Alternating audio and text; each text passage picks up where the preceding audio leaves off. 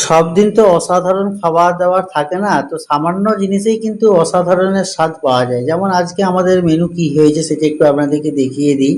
তো এই যে দেখুন, ভাত কাগজি, আর এখানে এটা কি তরকারি বলুন তো? এটা মশার তরকারি। আজকে এই মশাটা গাছ থেকে কেটেছিলাম, দেখতে পাচ্ছেন মশাটাও কিন্তু বেশ বড় ছিল।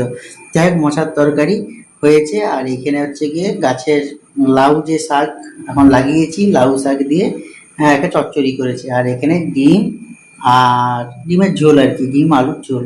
তো এই দিয়ে আজকে খাওয়া দাওয়া আমাদের দুপুরের মেনু।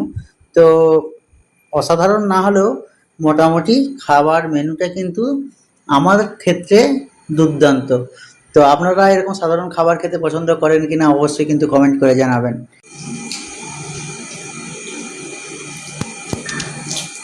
সামান্য খাবার হলেও অসাধারণ স্বাদ। আর মোচা খাওয়া কিন্তু খুব স্বাস্থ্যের পক্ষে উপকার কিন্তু, নাকি বলুন বন্ধুরা? আমার ডিম মাছ মাংসের প্রতি বেশি লোভ নেই, আমি শাকসবজির প্রতি বেশি লোভ।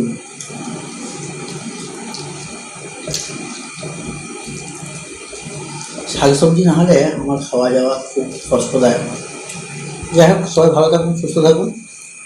এটা